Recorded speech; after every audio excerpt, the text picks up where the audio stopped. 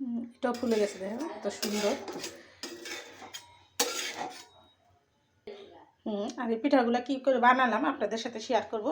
চলুন দেখি কি করে বানাই পিঠা, আর পিঠাতে কী কী উপকরণ দিয়ে কীভাবে বানালাম আপনাদের সাথে ফুল ভিডিওটা শেয়ার করব, আপনারা দেখতে থাকুন।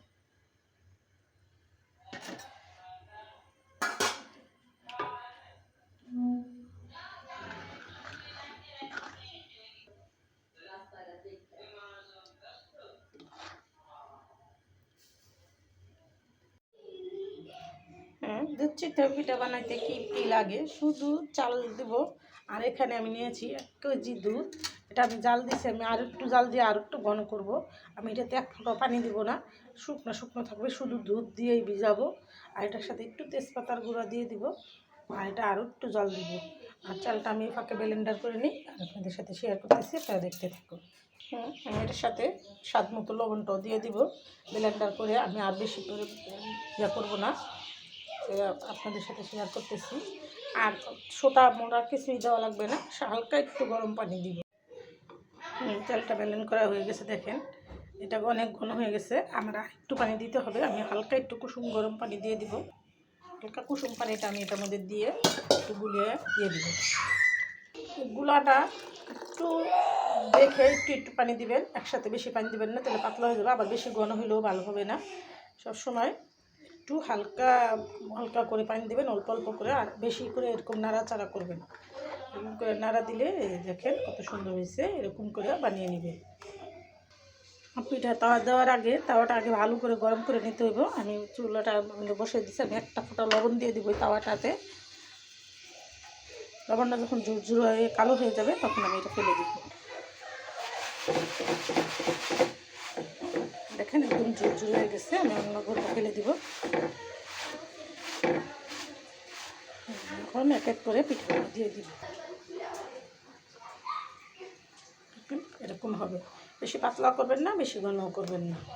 এই যে আঙুলটা চুবিয়ে দেখবেন যে আঙুলের মধ্যে এরকম পরত পড়ছে, তাহলেই হয়ে যাবে। বিসমিল্লাহির রহমানির রহিম। আসসালামু আলাইকুম। পিঠা বানানো এটা শিল্পের মতো মনে করে, কিন্তু আমি পিঠা বানাতে পারি না। আমি অনেক কিছুই পারি না, তারপরও আমি চেষ্টা করি, আমি যতটুকু পারি আপনাদের দেখানোর চেষ্টা করি। আপনারা এরকম করে বানিয়ে নেবেন। এখন আমি পিঠাটা ঢেকে দিব, 2 মিনিট পর ফিরব। ফিরে আসলাম 2 মিনিট পর।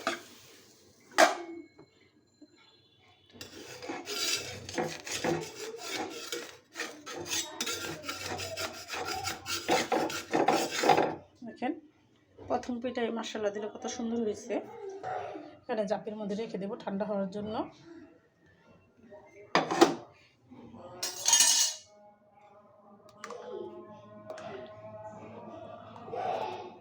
আরেকটা পিঠা দিয়ে দিই।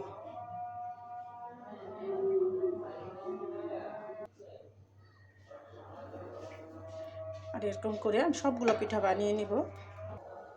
দুধটা জাল দেওয়া হয়েছে, আমি একটু ঠান্ডা করে নেব, তারপরে দিব। আমি এটাতে গুড় দিব না, যেহেতু আমি মিষ্টি পছন্দ করি না। যারা ডায়াবেটিস আছে তাদের জন্য 1 নম্বর পিঠাটা পারফেক্ট হইব।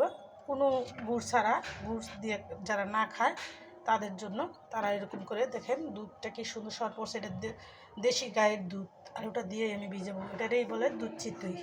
হ্যাঁ, আপনারা এরকম করে দুধটা ভালো করে ঘন করে জাল দিয়ে ঠান্ডা করে নেবেন। আমার পিঠাগুলো সব বানানো হয়ে গেছে, এটাই শেষ।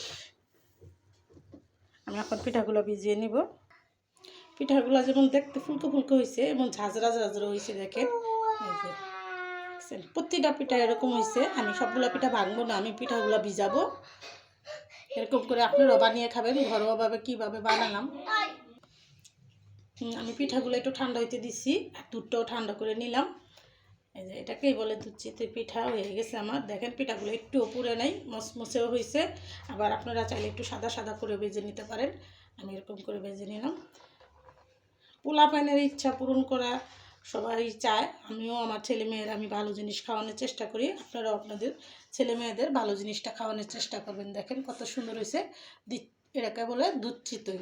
আর এটা কীভাবে বানালাম আপনাদের সাথে পুরাটাই শেয়ার করলাম। আপনারা এরকম করে বানিয়ে খাবেন, আর নতুন নতুন ভিডিও পেতে আমার সাথেই থাকবেন। হ্যাঁ, ভিডিওটা বড় না করে এখানে রেখে দিলাম। আসসালামু আলাইকুম।